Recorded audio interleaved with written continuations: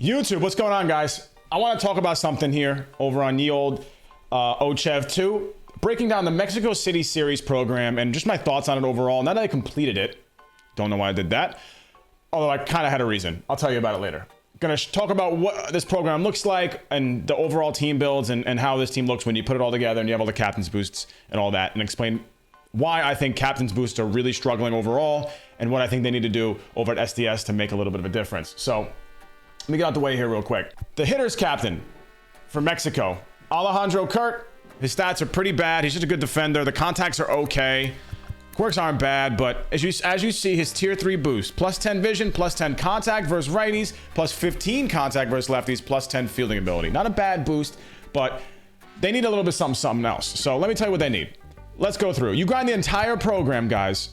You get this 94 Trent Grisham as the ultimate reward. 160 stars, a showdown, a conquest, bunch of missions, a bunch of moments.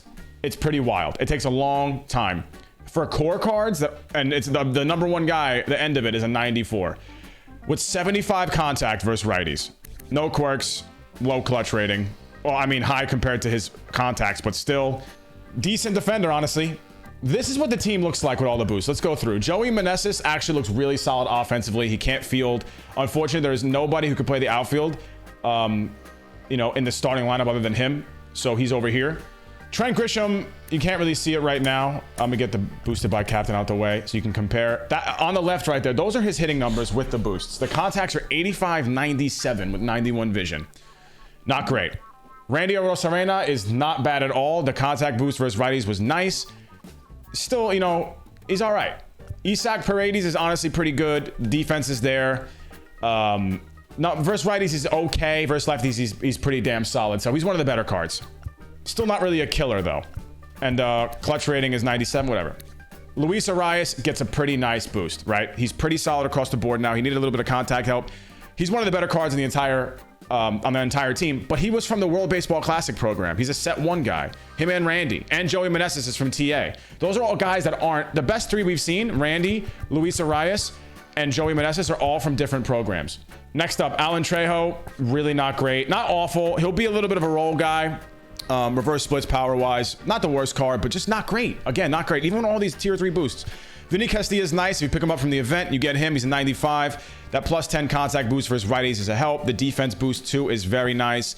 And obviously he's a lefty killer. So one of the better cards. But again, he's set 1. He's not from the program. Mexico, Team Mexico, Rowdy Tellez gets a nice boost. Defense helps him, but he could be DH. He's probably a DH on this team for sure. Not bad, but again, not great. If you're opting for this team, you are using about a tier and a half to 2 tiers lower quality or strength competitively of a team than you probably have. If you have the time to grind this Mexico City program, it probably means you've grinded a lot already at this point, or you've done other things. So your team's probably already way better than this. Look at the team's overall. It's a 93. Alejandro Kirk needs more power. The contacts are all right. The power is whatever. It's fine. He's not the worst card, but the position captains have to be higher than 92s. It's not a problem for pitchers, especially relievers, because their overalls are generally lower as it is. But a 92 position player, even with their boosts, just don't hold a candle to anybody else really right now. And that's a core issue with what we're dealing with captains. They just need to be better overalls. This Conforto is a core card from the program. He's not bad, but even though he's one of the cards at the end of the program, he's on the bench because he's not replacing Joey, who's a better offensive player. He's not replacing Randy, not replacing Trent because we need a center fielder. And at DH, I think Rowdy's just a little bit better. Maybe you could put Conforto there if you want, if you really like, but I don't know. He should be a lot better. And then Alec Thomas, these guys, you see their boosts. They look like BR cards, guys, that you get. They're not great.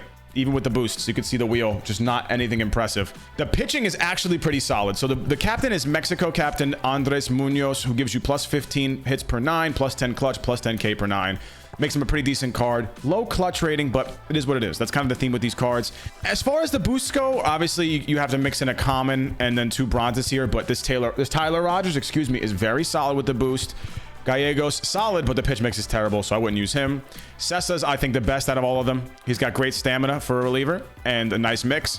And this guy's got a pretty interesting motion and some decent pitches. The strength is in the starting pitching. Fernando Valenzuela gets a nice juiced boost, and he's pretty solid. Patrick Sandoval, same thing. Ty Walker gets really solid boosts now all of a sudden. Good hits per 9, good clutch. K per 9 gets a boost. He's honestly pretty decent. So the starting pitching is pretty solid. But overall, man, why would you want to spend hours, which is what it took me, grinding all these different things for some XP, one pack, and some like just low overall core cards? Now, why am I making this video? To just expose this program as trash? No. I waited till today, Monday, 1:01 p.m., May 1st, to wait to see if they were going to drop additional cards from that series. Guys who outperformed or just overperformed, did really well to get 97s and 99s added on to the end of the program. I thought that'd be the case. The program goes past 160. They would do all of this just to drop, what, 3 or 4 Mexico City cards? Just only that, like a handful?